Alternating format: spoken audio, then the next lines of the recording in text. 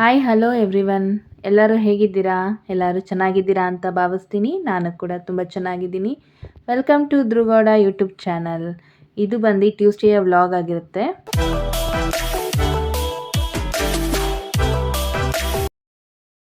ನಮ್ಮ ಮನೇಲಿ ನಾವು ಮಂಗಳವಾರ ವಾರ ಮಾಡ್ತೀವಿ.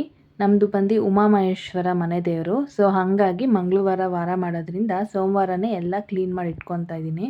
ತುಂಬ ಅಂದರೆ ತುಂಬ ಕಪ್ಪಗಾಗ್ಬಿಟ್ಟಿತ್ತು. ಹಿತ್ತಾಳೆ ಚೊಂಬು, ಹಿತ್ತಾಳೆ ಬಿಂಗೆ ಎಲ್ಲ ಇಟ್ಕೊಂಡಿರೋದ್ರಿಂದ ಆಲ್ಮೋಸ್ಟ್ ಎಲ್ಲ ಹಿತ್ತಾಳೆದೇ ಇರೋದು. ಹಾಗಾಗಿ ತುಂಬ ಕಪ್ಪಗಾಗಿತ್ತು. ಅದನ್ನು ನಾನು ಹುಣ್ಸೆಹಣ್ಣು ನೆನೆಸಿಟ್ಟಿದ್ದೆ. ಹುಣ್ಸೆಹಣ್ಣನ್ನ ತೊಗೊಂಡು ಒಂದು ಸತಿ ಚೆನ್ನಾಗಿ ಉಜ್ಜಿಬಿಟ್ಟು ಇಟ್ಬಿಡ್ತೀನಿ ಸ್ವಲ್ಪ ಹೊತ್ತು. ಆಮೇಲೆ ಸಬೀನ ಹಚ್ಕೊಂಡು ಅದನ್ನು ಚೆನ್ನಾಗಿ ಉಜ್ಜಿ ತೊಳಿತೀನಿ. ನಾನು ಸಬೀನ ದೇವ್ರ ಸಾಮಾನು ತೊಳೆಯೋಕ್ಕೆ ಅಂತಲೇ ಒಂದು ಸ್ಕ್ರಬ್ಬರ್ ಇಟ್ಕೊಂಡಿದ್ದೀನಿ. ಹಂಗಾಗಿ ಪ್ರತಿ ಸತಿ ದೇವ್ರ ಸಾಮಾನು ತೊಳೆದಾಗೂ ಅದೇ ಸ್ಕ್ರಬ್ಬರ್ ಯೂಸ್ ಮಾಡಿ ತೊಳಿತೀನಿ. ಸ್ಕ್ರಬ್ಬರ್ಗೆ ಸಬೀನ ಹಚ್ಕೊಂಡು ಅದರಲ್ಲಿ ಚೆನ್ನಾಗಿ ಉಜ್ಜಿ ತೊಳೆದ್ರೆ ನೋಡಿ ಪಳ ಅಂತ ಹೇಗಾಗಿದೆ ಅಂತ ಅಂದ್ಬಿಟ್ಟು.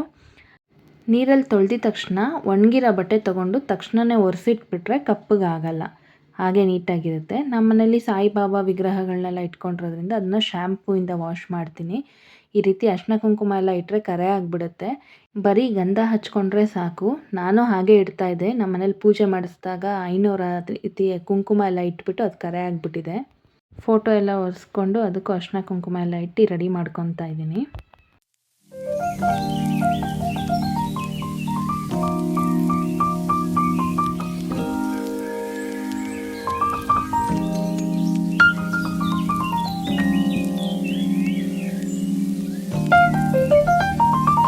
ನಾಳೆ ಮಂಗಳವಾರ ಬೆಳಿಗ್ಗೆನೇ ಎದ್ದು ವಾರ ಮಾಡಬೇಕು, ದೇವಸ್ಥಾನಕ್ಕೆ ಬೇರೆ ಹೋಗಬೇಕು.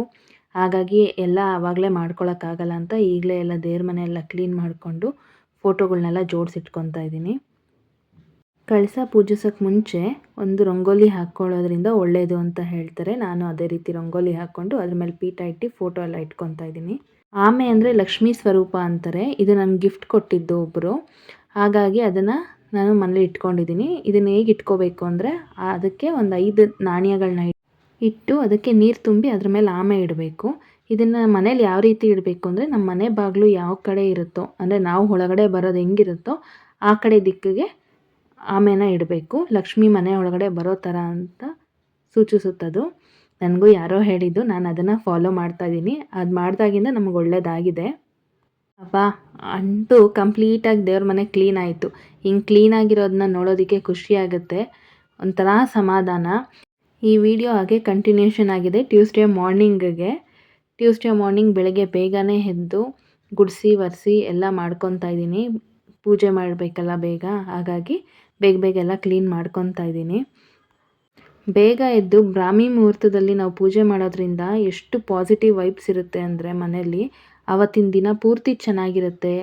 ಎಲ್ಲ ಒಂಥರ ಗುಡ್ ವೈಬ್ಸ್ ಇರುತ್ತೆ. ತುಂಬ ಚೆನ್ನಾಗಿ ಅನಿಸುತ್ತೆ. ನಾನು ಸಿಕ್ಕಾಪಟ್ಟೆ ಸೋಂಬೇರಿ ಆಗಿದ್ದೆ. ಆಮೇಲೆ ನಾನು ಬೇಗ ಎದ್ದು ಫಾಲೋ ಮಾಡಬೇಕು ಅಂತ ಅಂದ್ಕೊಂಡಿದ್ದೀನಿ. ಎಷ್ಟು ದಿವಸ ಮಾಡ್ತೀನಿ ಅಂತ ನನಗೂ ಗೊತ್ತಿಲ್ಲ. ಬಾಗಿಲೆಲ್ಲ ಒರೆಸಿ ಅದಕ್ಕೆ ಅರಿಶಿನ ಕುಂಕುಮ ಇಟ್ಟು ಚಿಕ್ಕದಾಗಿ ರಂಗೋಲಿ ಹಾಕ್ಕೊಂಡು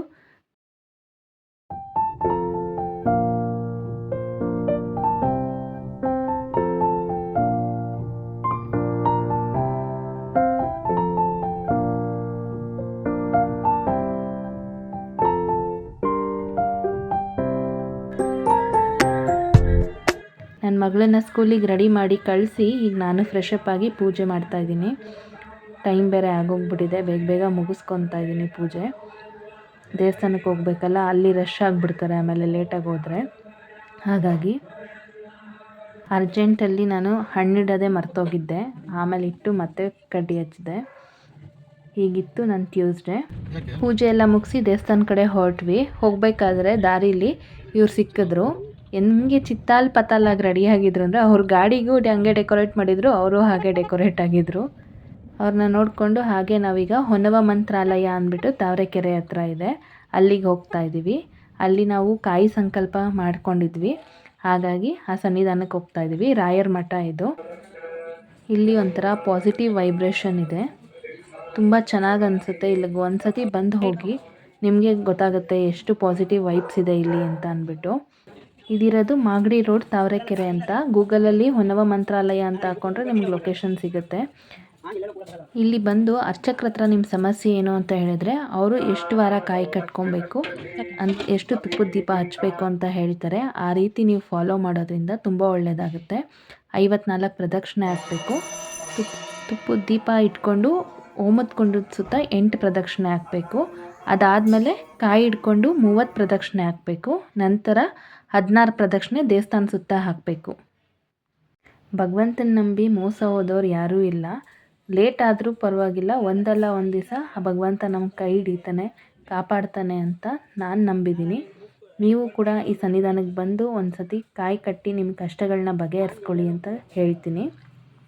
ನಿಮಗೂ ಈ ವಿಡಿಯೋ ಇಷ್ಟ ಆಗಿದ್ದರೆ ಸಬ್ಸ್ಕ್ರೈಬ್ ಮಾಡ್ಕೊಳ್ಳಿ, ಲೈಕ್ ಮಾಡಿ, ಶೇರ್ ಮಾಡಿ. ಎಲ್ರಿಗೂ ಒಳ್ಳೆಯದಾಗಲಿ. Thank you for watching.